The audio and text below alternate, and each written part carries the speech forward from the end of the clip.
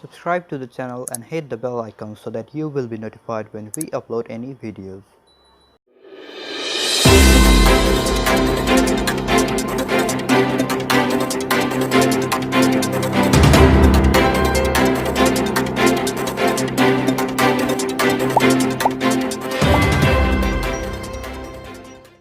नमस्कार कार्यक्रम विद्यार्थी आवाजमा स्वागत छ। म दिवस राज पौडेल। नो एक्सक्यूज नेपाल मार्फत प्रत्येक दोस्रो दिन सञ्चालन हुने कार्यक्रम विद्यार्थी आवाज हामी विद्यार्थीका चासो गुनासो अनि समस्यालाई समेट्छौँ अनि सम्बन्धित निकायसम्म पुर्याउँछौँ। समस्याको समाधानका लागि पहल पनि गर्छौँ। यसको दोस्रो अङ्कमा आज हामी उपस्थित भइसकेका छौँ। विगतको हप्ता हामीले हाम्रो कार्यक्रममा दीपशिखा ओली कोहलपुरबाट एकजना विद्यार्थीसँग कुराकानी गर्यौँ। उहाँले सम्पूर्ण विद्यार्थीको प्रतिनिधित्व गर्दै विद्यार्थीले भोगिरहेका समस्याको विषयमा हामीलाई जानकारी गराउनु भयो। आज पनि हामी यही क्रममै छौँ र अब आगामी हप्ताहरूमा हामी यसको समाधान र सम्बन्धित निकायसँग जवाब खोज्ने कार्यक्रम लिएर आउने तयारीमा छौँ। आउनुहोस् एकसाथ सुरु गरौँ कार्यक्रम विद्यार्थी आवाज। हामीसँग आज एकजना विद्यार्थी हुनुहुन्छ। उहाँले सम्पूर्ण विद्यार्थीहरूको प्रतिनिधित्व गर्दै वर्तमान समयमा विद्यार्थीले भोगिरहेका समस्या र शैक्षिक क्षेत्रका विभिन्न विषयमा हामी छलफल गर्नेछौँ। स्वागत छ तपाईँले कार्यक्रममा। नमस्कार। यहाँको शुभ नाम? म प्रशान्त पटेल रौतहटबाट अहिले हाल काठमाडौँको सिसिआरसी कलेजमा अध्ययन गरिरहेको छु। रौतहटबाट काठमाडौँको सिसिआरसी कलेजमा +2 अध्ययन गर्दै हुनुहुन्छ। रौतहटको शिक्षा कतिसम्म लिनुभयो? त्यसपछि काठमाडौँ कति पढ्न आउनुभयो? अब रौतहटमा कक्षा 2 सम्म पढेँ अनि त्यसपछि आफ्नो एसएलसी चाहिँ वीरगञ्जबाट गरेँ अनि त्यसपछि आफ्नो +2 चाहिँ काठमाडौँ सिसिआरसी कलेजबाट। वीरगञ्जबाट एसईई गर्नुभयो, रौतहटबाट क्लास 2 सम्म अध्ययन गर्नुभयो र +2 चाहिँ काठमाडौँमा गर्दै हुनुहुन्छ। हजुर हजुर। तपाईँ रौतहट, वीरगञ्ज र काठमाडौँसम्म आइपुग्नुभयो। सम्भवतः नेपालको शैक्षिक क्षेत्रमा सबैभन्दा बढी मानिएको गनिएको हरेक क्षेत्रको सेन्टर पोइन्ट र देशको राजधानी भनेकै काठमाडौँ हो। तपाईँ एउटा मधेसी क्षेत्रबाट त्यहाँसम्म आइपुग्नुभयो।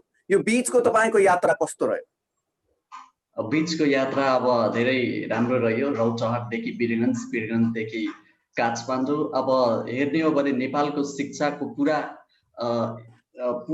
भ्यू नै हेर्न पाइयो। अब नेपालको एजुकेसन सिस्टममा के लुप होल्स छ त्यो पनि जान्न पाइयो। जस्तो अब यता इनर मधेसतिर जस्तो रौतहट भयो, उता सर्लाही भयो, धनुषा भयो, अलिक एजुकेसन सिस्टम अलि त्यति राम्रो छैन र सम्बन्धित निकायले यता आफ्नो आँखा डुल्याउन पनि सकेका छैनन्। वीरगञ्ज अलि राम्रो छ। वीरगञ्ज प्रदेश 2बाट अलि एजुकेसन त्यहाँ अलि राम्रो छ, त्यसैले वीरगञ्ज आफ्नो एससी कम्प्लिट गरे अनि अब काठमाडौँ त सेन्टर पोइन्ट भइगयो। काठमाडौँमा आएर आफ्नो +2 पनि गरे। र तपाईले रौतहटमा पढ्नुभयो, त्यसपछि वीरगञ्ज पढ्नुभयो, त्यसपछि काठमाडौँ पढ्नुभयो।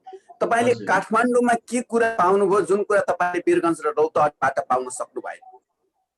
अब त्यस्तो त मेन काठमाडौँ कुरामा काठमाडौँमा अलि इन्भाइरोमेन्ट राम्रो छ, त्यही हो। एजुकेसन सिस्टमको एउटा अब काठमाडौँ मेन क्यापिटल सिटी भयो, सेन्टर भयो अब आफ्नो देशको, र एजुकेसन सिस्टम अलि हल्का यता कम्पेरिजनभन्दा अलि उता राम्रो छ। अब मेबी क्यापिटल सिटी भएर होला, त्यही हो। अरू त सब ठिकै हो। तपाईँ एउटा स्टुडेन्ट हुनुहुन्छ हैन? विद्यार्थीको हिसाबले तपाईले यो सरकारलाई सजेसन गर्नुभयो भने काठमाडौँको जस्तै शैक्षिक सिस्टम, एजुकेसनल सिस्टम म्यानेज गर्नका लागि रौतहटमा अथवा वीरगञ्जमा सरकारले के गरिदिए हुन्थ्यो जस्तो लाग्छ तपाईको एउटा विद्यार्थीको विचारमा?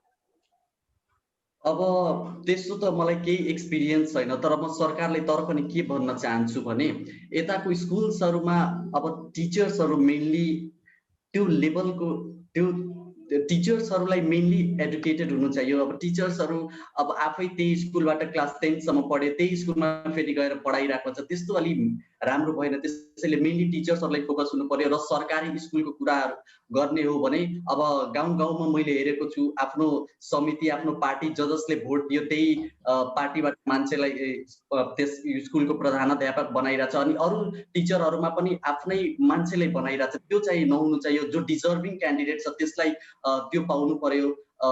नेपालमा सोच छ नि यहाँको जनतालाई राम्रो होइन हाम्रो चाहियो, त्यो सोच हटाउनु पर्यो क्या। त्यही म सरकारलाई प्रशान्तजी, म तपाईलाई समस्त मधेसको विद्यार्थीको प्रतिनिधित्वको रूपमा हेर्छु है त अहिलेलाई कार्यक्रममा। हजुर हजुर म पनि एउटा मधेसकै बासिन्दा हुँ हैन, कपिलवस्तु जिल्लाको म बासिन्दा हुँ। तपाईँ रौतहटको स्थायी बासिन्दा हुनुहुन्छ। रौतहटमा जस्तो यो मधेसी भेगमा के छ भन्दा मैले बुझेको, यहाँ मैले देख्ने गरेको जस्तो यो महिलाहरूलाई चाहिँ अलिकति शैक्षिक क्षेत्रबाट टाढा राख्नुपर्छ, छोराको तुलनामा छोरीलाई चाहिँ अलिकति कम पढाउनुपर्छ अथवा शैक्षिक क्षेत्रमा उनीहरूको चाहिँ जीवन खर्च गरिदिनु हुँदैन, उनीहरूलाई घरमै काम गरेर राख्ने हो भन्ने जुन एउटा सोसाइटीको कन्सेप्ट छ, त्यो कन्सेप्टको अवस्था के छ रौतहटमा? तपाईँले कतिको फेस गर्नुभयो, के छ अवस्था? अब एक्ज्याक्टली त्यही हो जस्तो तपाईँले भन्नुभयो, हाल पनि त्यही हो, केही चेन्जेस देखेको छैन। अब हेर्छु पेरेन्ट्सहरू पढाउन चाहँदैनन्, बरु त्यो पढाउनुभन्दा त्यति पैसा पुँजी जम्मा गरेर बिहे गरिदिन्छन् छिटै। त्यही हो, त्यस्तै सिचुएसन हो। यो कन्सेप्ट कसरी बदलिने त्यो केही आइडिया भएन। सर तपाईँ मधेसी क्षेत्रकै मान्छे हुनुभयो है, यो डाउरी सिस्टम भन्छ, यो दाइजो प्रथा, यो दाइजो प्रथाले गर्दा पनि छोरीहरूलाई नपढाउने समस्या देखिन्छ। के छ यो तपाईँहरूको फ्यामिली अथवा तपाईँको सोसाइटी भनौँ, तपाईँको सोसाइटीमा यो दाइजो प्रथालाई कतिको महत्त्व दिनुहुन्छ हैन?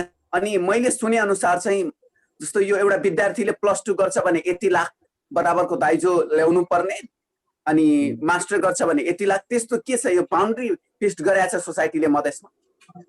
हजुर, त्यो त बाउन्ड्री पेस्ट गरेकै छ। यो त धेरै पहिलेदेखि चलन चल्तीमा आएको यो प्रथा हो। जस्तो +2 गरेपछि 10 लाख, अब MBBS गरेपछि 50 लाख, यो एउटा प्रथा नै यो। यसलाई यो चाहिँ अहिलेसम्म रोकिएको छैन, जति एफोर्ट लाए पनि रोकिएको छैन। यसमा हामी अब सरकारमा भर परेर हुँदैन कि, हामी जनतालाई मेन चेन्जेस ल्याउनु पर्यो, हामीले आफ्नो कन्सेप्ट चेन्ज गर्नु पर्यो। यसमा म सरकारी निकायले म केही दोष दिन चाहदिनँ, यो आफ्नै कन्सेप्टलाई दोष दिन चाहन्छु म। हाम्रो प्रशान्तजीले अहिले +2 क्लियर गर्दै हुनुहुन्छ, तपाईँ 10 लाख मोलको बराबरको भइसक्नुभयो, 10 लाख रुपियाँ लिने कि नलिने त? अब लिए भने पढाइको मलाई केही फाइदा हुँदैन, त्यसैले अब तपाईँ बुझ्न सक्नुहुन्छ म एउटा म एजुकेटेड छु, so I don't think so म त्यो लिन्छु होला।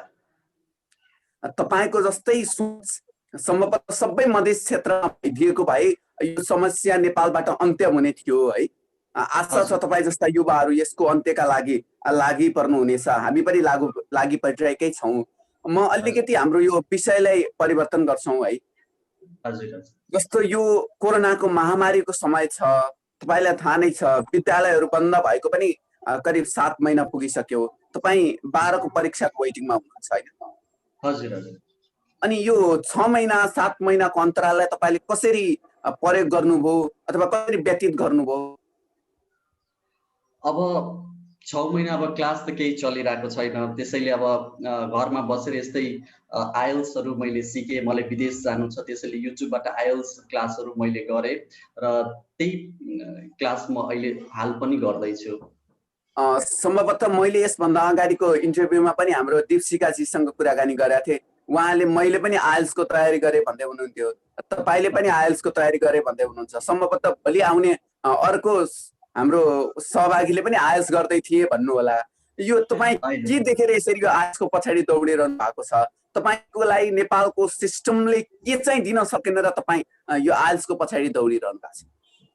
अब त्यो त म एन्सर गर्न सक्दिनँ। मेरो पर्सनल पोइन्ट अफ भ्यू के भन्न चाहन्छु भने म बच्चैदेखि विदेश जान चाहन्छु र म उता पढेर उता सेटल चाहिँ हुन चाहदिनँ। नेपालमा आएर या आफ्नै केही अब एन्टरप्रेन्योर बन्न चाहन्छु र आफ्नै केही बिजनेस स्टार्ट गर्न चाहन्छु। ठिक छ, बिजनेस स्टार्ट गर्नका लागि केही सिक्न भनेर विदेश जाँदै हुनुहुन्छ हैन? धेरै मान्छेको यो प्रारम्भिक रूपमा फर्स्टमा चाहिँ अभिव्यक्ति यही आउने, पछि विदेश पलायन भइसकेपछि यो वैदेशिक माटोले मोह जगाइदिएपछि देशलाई चाहिँ लात हान्ने जुन प्रवृत्ति छ, यो चाहिँ तपाईमा देखिँदैन है? हजुर, त्यस्तो केही छैन। पैसाको पछाडि म भाग्दिनँ हजुर। अब अहिले ठिक छ, आज 10 वर्षपछि सफल व्यक्ति भएर हाम्रो प्रशान्तजीले हामी रौतहट, वीरगञ्ज, काठमाडौँ या अन्य नेपालको कुनै पनि स्थानमा देख्न पाइयोस् है। तर तपाईले जस्तो यो तपाईँ यो आइएल्स गर्ने सोच गराउनु भएको छ है, तपाईँ के भएर चाहिँ आइएल्स गर्न थाल्नुभयो? के तपाईलाई चाहिँ के पुगेन र आइएल्स गर्ने सोच गराउनु भयो? अलिकति एउटा स्टुडेन्टको पोइन्ट अफ भ्यूबाट तपाईले नेपालमा के भइदिएको भए चाहिँ नेपालमै पढ्नु? अब नेपालमा के छ भने नि, अब नेपालको एजुकेसन सिस्टम मलाई त्यति स्ट्रङ लागेन। अब जस्तो कुरा गर्ने हो भने यहाँको Tribhuvan युनिभर्सिटीको ranking QS world ऱ्याङ्किङमा check गर्नुहुन्छ भने 3000 4000 ऱ्याङ्किङ पर्छ, टप 1000 लास्ट युनिभर्सिटीको ऱ्याङ्किङमा पर्छ। इन्डियामा पनि त्यस्तै लिस्ट हो। त्यसैले त्यो सब अलि इन्भाइरोमेन्ट हेरेर र यता प्लस धेरै कुरा छ, एउटा यो कुरा मात्र होइन। त्यसैले म आइएल्स बच्चैदेखि गर्न सोचिरहेको थिएँ, विदेश जानको लागि बच्चैदेखि मेरो दिमागमा त्यो सेट छ। भनेपछि तपाईले डिमान्ड गरे अनुसारको एजुकेसनल क्वालिटी नेपालको गभर्नमेन्टले चाहिँ प्रोभाइड गर्न सकेन। हजुर हजुर। अनि जस्तो तपाईले सोच गराउनु भएको छ आइएल्स गर्ने हैन, सम्भवतः नेपालमा लाखौंको संख्यामा विद्यार्थी हुनुहुन्छ, सबैजनाले +2 पास गर्ने त्यसपछि आइएल्स गर्ने विदेश जाने भन्ने मात्रै कन्सेप्ट चाहिँ दिमागमा बस्यो भने त देशमा स्टुडेन्ट नै नहुने भयो नि। हजुर, तपाईको कुरा एकदम सही हो, तर के गर्न सकिन्छ? यो त अब यो कुरा चाहिँ सरकारी निकायले सोच्नु पर्ने हो कि के कमी छ हाम्रो देशमा, किन स्टुडेन्ट बाहिर गइरहेछ, यो चाहिँ सरकारले सोच्नु पर्ने हो। केही त होला नि, तर सरकारले केही सोचिरहेको छैन। यो अहिलेको प्रथा होइन, आजभन्दा 10 साल पहिला 20 साल पहिलादेखि स्टुडेन्टहरू बाहिर गइरहेछन्। अस्ट्रेलिया त आदि नेपाल नै भइसकेका छन्, धेरै स्टुडेन्टहरू अस्ट्रेलियामा सेटल पनि भइसकेका छन्। त्यसैले अब म भन्दाखेरि मेरो पोइन्ट अफ भ्यूले मात्र एउटा तपाईले नजर आउला, तर सरकारलाई त सबै थाहा छ नि, सरकारले सोच्नु पर्ने हो नि त। अब मेरो पोइन्ट अफ भ्यूमा के छ भने यहाँ no practical education, nothing else. जस्तो यहाँ कोही कमाइरहेछ भने हार्डली 20,000 30,000 त्यही त्यहाँ पढेर कमाइयो भने मेबी लाख्स डलर्समा खेल्न सकिन्छ। त्यसैले सबजना उतै सेटल हुन चाहिरहेको छ र यो पैसाले धेरै एट्र्याक्ट गरिरहेछ। नेपालमा गरिबी त धेरै छ र त्यो गरिबीलाई दूर गर्नको लागि आइएल्स गरेर विदेश जान्छ कि त लेबरमा म्यान पावर कम्पनीद्वारा विदेश जान्छ। भनेपछि स्टुडेन्ट चाहिँ एजुकेसन सिस्टमबाट सेटिस्फ्याक्सन नगएर बाहिर जान्छन्, अरू मान्छे चाहिँ रोजगारीको खोजीमा। यो एउटा हामी सबैको लागि दुःखद विषय हो है।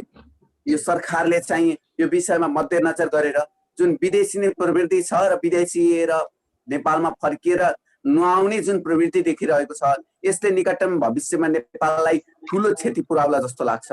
म अर्को विषयमा प्रवेश गर्न चाहन्छु। जस्तो यो लकडाउन भयो है, तपाईले त आइएल्सको तयारी गरे भन्नुभयो, धेरै विद्यार्थीहरू यो परीक्षाको विषयलाई लिएर परीक्षा कहिले यो टाइममा हुने कहिले यो टाइममा हुने भनेर एउटा गभर्नमेन्टबाट एउटा एनाउन्समेन्ट आइरहेको छ। यो एनाउन्समेन्टले तपाईको मेन्टल कन्डिसनमा कतिको एफेक्ट गर्यो? अब वास्तविक कुरा भन्ने हो भने मलाई त त्यस्तो केही इफेक्ट पारेको छैन, तर समग्र 12 क्लासको 5 लाख विद्यार्थीको भ्यू पोइन्टमा लिने हो भने धेरै इफेक्ट पारेछ। धेरै विद्यार्थीहरू डिप्रेसनमा छन्, एन्जाइटीमा छन्। अब मलाई किन इफेक्ट पारेन भने किनकि जब म क्लास 8 मा थिएँ, प्रदेश 2 मा एउटा मधेस आन्दोलन भएको थियो। 6 महिनासम्म पुरा शैक्षिक संस्था बन्द थियो, तर पनि एसएलसी भयो, डिएलई भयो, हामीले राम्ररी नै पास गर्यौं र हामीले आफ्नो राम्ररी नै पास गर्यौं सबै कुरा। तर त्यसैले मलाई यो इफेक्ट पारेन। वास्तविकमा हेर्ने हो भने 3टा किसिमको स्टुडेन्ट रहेछन्। पहिला ट्यालेन्ट, सेकेन्ड एभरेज र थर्ड केयरलेसनेस विद्यार्थी। ट्यालेन्ट्सहरूलाई छुट्टी होस् नहोस् तिनीहरूलाई केही मतलब हुँदैन, सधैँ पढिरहेको हुन्छन्। एभरेज विद्यार्थीहरू जति पनि छन् उनीहरूलाई जति प्रेसर दिए पनि एक्जामको 1 महिना भन्दा पहिला मात्र पढ्छन् र केयरलेसनेस विद्यार्थीहरू तिनीहरू पढ्दैनन्, चिट गरेर पास भइहाल्छन्। त्यसैले म चाहिँ एभरेज क्याटेगोरीमा छु। मलाई एक्जाम जहिले पनि होस् नहोस् केही छैन, 1 महिना पछाडि 1 महिना भन्दा रुटिन निकालेपछि 1 महिना पछि म पढ्छु एक्जामको। त्यसैले त्यस्तो केही फरक परेन मलाई। तपाईलाई फरक परेन भन्नुभयो है, तर समस्यामा परेका विद्यार्थीहरू पनि छन्। तपाईको व्यक्तिगत रूपमा तपाईलाई खासै फरक परेन भन्नुभयो। यहाँ कस्तो भइदियो? एकछिन समग्र विद्यार्थीहरूको रूपमा लिने हो भने धेरै फरक पर्यो। जस्तो आफ्नो गाउँको एक्जाम्पल दिन चाहन्छु। मेरो एउटा मसँग एउटा पढ्ने साथी छ, 12 क्लासको परीक्षामा ऊ पनि वेट गरिरहेको छ र उसको फाइनान्शियली एकदम लो भयो र अहिले ऊ पढाइ छोडेर अहिले ऊ कन्स्ट्रक्सन साइटमा काम गरिरहेछ। उसको बुवाले भने अब पढ्न के फाइदा, कहिले एक्जाम हुन्छ नहुन्छ केही ठेगान छैन, बरु गएर पैसा त कमाउन त सकिन्छ नि। अनि उसले कन्स्ट्रक्सन साइट जोइन गर्यो। अब धेरै म आफ्नो गाउँको कुरा एड गर्न चाहन्छु अझै। धेरै मेरो केटी साथीहरू पनि छन् जसले 12 क्लासमा अध्ययन गरिरहेको छ र एक्जाम नभइरहेको कारणले उनीहरूको पेरेन्ट्सले बिहे गरिदिएको छ। यो चाहिँ अब यो हेर्ने हो भने धेरै स्टुडेन्टलाई फरक पर्यो। डिप्रेसन एन्जाइटीमा धेरै स्टुडेन्ट परेका छन्। यसले नेपालको मात्र होइन संसारभरि नै असर पुर्याएको छ। तर विशेषतः नेपालको क्षेत्र सरकार पक्षबाट गभर्नमेन्टबाट चाहिँ शैक्षिक क्षेत्रको सबलताका लागि यसको असर न्यूनीकरणका लागि भनेर त्यस्तो ठुलो कदम चालेको देखिँदैन। जहिले पनि विद्यार्थीहरूले एउटा कन्फ्युजनमा पार्ने, मेन्टल डिप्रेसनमा लिएर जाने मात्रै प्रयास गरेको देखिन्छ हैन। तपाईले कक्षा नर्सरी अथवा 1 देखि क्लास 12 सम्म आइपुग्दा विद्यालयमा धेरै कुराहरू सिक्दै आउनुभयो हैन। तपाईले यो सिकेका कुराहरू यो 6 महिनाको ग्यापमा तपाईले कतिको प्रयोग गर्नुभयो व्यवहारमा? हजुर एकचोटि बदलिन त क्वेशन। तपाईले यो नर्सरी देखि अथवा 1 देखि क्लास 12 सम्म धेरै कुराहरू सिक्दै आउनुभयो हैन। हजुर। अनि यो अहिले तपाईले स्कुल लेभलमा सिकेका कुराहरू तपाईले आफ्नो प्र्याक्टिकल लाइफमा कतिको युज गर्न सफल हुनुभयो त? तपाई यो 6 महिनाको बीचमा केही फिल गर्नुभयो त्यस्तो? हजुर त्यस्तो त केही छैन। अहिलेसम्म पढाएको कुरा मैले केही आफ्नो रियल लाइफमा एक्सपिरियन्स गरेकै छैन। त्यस्तो केही छैन। हाम्रो भने नि नेपालको एजुकेसन सिस्टम खालि थ्योरिटिकल बेस। स्पोर्ट्स पनि क्लासको ब्ल्याकबोर्डमै गराइन्छ, स्विमिङ कसरी गर्ने त्यो पनि ब्ल्याकबोर्डमै सिकाइन्छ, कम्प्युटर कसरी चलाउने त्यो पनि ब्ल्याकबोर्डमै सिकाइन्छ पिक्चर बनाएर। त्यस्तो मैले केही रियल लाइफमा स्कुलबाट केही त्यस्तो सिक्नै सिकेको छैन। बरु 1 महिनामा किताब पढेर बरु धेरै कुरा त्यो गर्न सकिन्छ, तर अहिलेसम्म स्कुल लाइफको मैले केही एजुकेसनलाई प्र्याक्टिकल लाइफमा केही गर्न सकेको छैन। प्रशान्त जी अहिले तपाई रौतहटमा हुनुहुन्छ। हजुर हजुर। रौतहटमा तपाईको समाजमा अहिले सरकारले वैकल्पिक शिक्षा सिकाइ भन्छ, रेडियो टेलिभिजन अनलाइन क्लास मार्फत विद्यार्थीहरूलाई सिकाइ अगाडि बढाइरहेको छ हैन। यो कतिको प्रभावकारी भएको तपाईले पाउनु भएको छ? तपाईको छरछिमेकमा अथवा तपाईको समाजमा तपाईको वरिपरि बस्ने विद्यार्थीहरू भाइ बहिनी तपाईले चाहिँ यो वैकल्पिक शिक्षा सिकाइले कसरी प्रयोग गर्नु भएको छ? वैकल्पिक शिक्षाको के कुरा गर्ने? मेरो गाउँ यस्तो ठाउँमा छ जुनमा 2G नेटवर्क समान छ। अहिले म यो इन्टरभ्यू दिन पनि अहिले बाहिर आएको छु, लगभग 5 किलोमिटर टाढा छ। म आफ्नो साथीको घरमा बसेर यो इन्टरभ्यू दिइरहेको छु। अब यो पीडा त तपाई बुझ्न सक्नु। उहाँ हुनुहुन्थ्यो प्रशान्त पटेल, हामीसँग रौतहटबाट जोडिनु भएको थियो। उहाँले रौतहट वीरगञ्ज हुँदै काठमाडौँसम्मको आफ्नो शैक्षिक यात्राका विभिन्न विषयहरूलाई वर्णन गर्नुभयो। उहाँले म साथीको घरमा आएर इन्टरनेट प्रयोग गर्दैछु भन्नुभएको थियो। सायद उहाँको इन्टरनेटमै समस्या आयो होला, उहाँसँग पूर्ण रूपमा कुराकानी हुन सकेन। अब हामी कार्यक्रमको अन्त्यमा छौँ र उहाँलाई समग्र यो मधेसी क्षेत्रको विषयलाई उठान गरिदिनु भयो। काठमाडौँ र मधेसी क्षेत्र रौतहट वीरगञ्ज लगायतका ठाउँको शैक्षिक कम्पेरिजन एजुकेसनल सिस्टमलाई कम्पेयर गर्नुभयो। उहाँलाई धेरै धेरै धन्यवाद छ। हामी आगामी हप्ता पनि यस्तै अझ एक्सक्लुसिभ प्रोग्रामहरू लिएर आउनेछौँ। अब हामी 2-3 एपिसोड पश्चात हामी सम्बन्धित निकायसँग पुग्नेछौँ र उहाँहरूसँग हाम्रा यी उठेका समस्याहरूको समाधानका लागि के पहल हुन सक्छ हामी सक्दो पहल गर्ने बाचा गर्दै आजको लागि यो दोस्रो अङ्कका लागि भने म कार्यक्रम सञ्चालक दिवसराज पौडेल बिदा हुन चाहन्छु। हेर्दै रहनुहोला नो एक्सक्युज नेपाल। तपाईको जय।